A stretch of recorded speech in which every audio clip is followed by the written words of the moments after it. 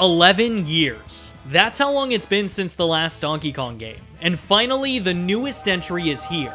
But make no mistake, because this isn't just another DK game, it's a pivotal moment in the franchise's history. It's hard to believe now, but there was a time when the Donkey Kong series was in this sort of limbo state, unsure of what it wanted to do with itself and simply churning out rhythm games and other spin-offs. In this video, we'll explore how DK went from being directionless to finally getting his Breath of the Wild moment on Switch 2. But first, to understand how we got here, we need to go back to where things left off, and why DK disappeared in the first place. Now, I'm not gonna sit here and bore you by spending a lot of time on how Donkey Kong went unutilized for several years after his arcade debut in the 80s, only to be revived when Nintendo licensed the character out to Rareware for his grand return in their Donkey Kong Country series. There are a ton of YouTube videos that cover that topic already, so instead I want to pick up about 2 decades after the Great Apes debut. The company I mentioned a moment ago, Rareware, was coming off of the success of their latest game, Donkey Kong 64, in 1999. By this point, Rare had published 4 critically acclaimed mainline DK games, putting Nintendo in a very comfortable position with the IP. Unfortunately for them, however, this was the beginning of the modern console wars, and Microsoft wanted to make a splash with their flagship console, the Xbox. To do this, Microsoft bought up a bunch of successful studios to utilize as their own first-party developers.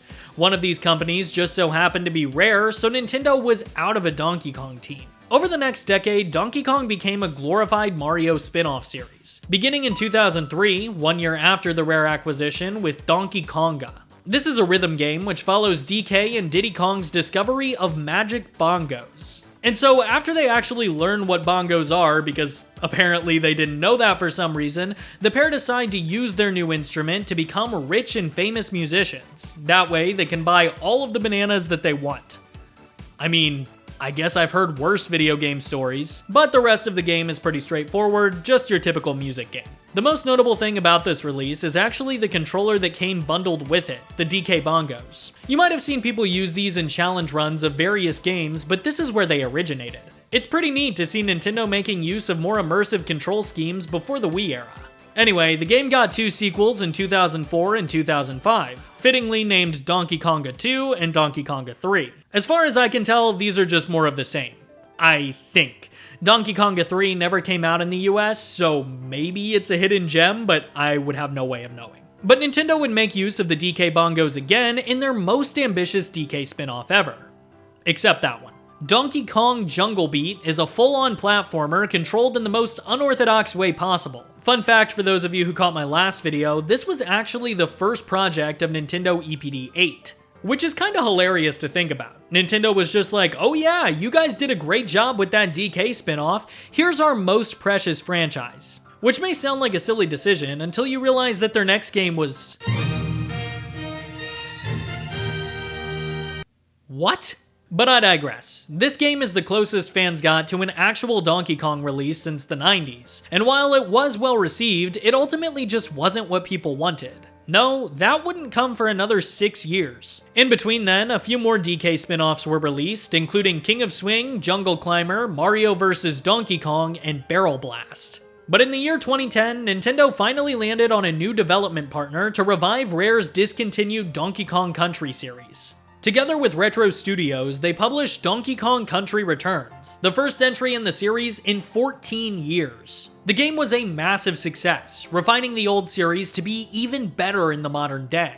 3 years later, Returns landed a sequel of its own, Donkey Kong Country Tropical Freeze, a game that is still touted as one of the best 2D platformers of all time for its innovative level design and tight platforming. Well, that's perfect, you may be thinking. Surely they continued that momentum and made even more amazing DK games, right?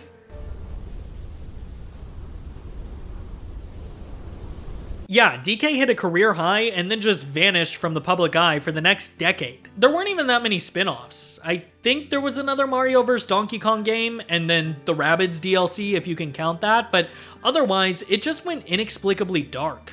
If I had to guess, I would say that this is probably a pretty big part of the problem, but that's purely speculation. Regardless, DK was once again dead in the water, until a little light began to shine through. That's right, in 2023, Donkey Kong Savior entered the fray. one man who would elevate the character to heights never before seen by humankind. And that man was... Yeah, believe it or not, this is kind of the genesis of the Donkey Kong Renaissance. DK and the rest of the Kongs had a major role in the Mario movie, and are even, allegedly, getting their own spin-off project pretty soon. And this was just the jumping off point that Nintendo needed. 1 year later, they announced that DK would be getting his very own theme park at Super Nintendo World, which opened in May of this year in Orlando. It's so much fun, you guys. My girlfriend and I actually just got back from there. Here's a picture of me with Cranky Kong. Hype was the highest it had been in forever, and also around this time, rumors of a new game began brewing. A 3D platformer designed by the team who made Mario Odyssey.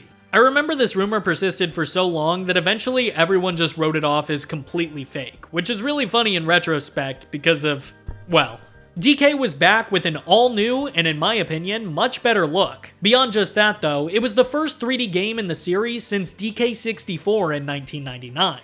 During the Switch era, Nintendo focused on reinventing all of their IPs in fresh, exciting ways. Zelda and Pokemon went open world. Kirby made the jump to 3D, and Mario Odyssey, well, that game's impact is a whole video on its own. And it certainly seems that they're carrying that on with Switch 2.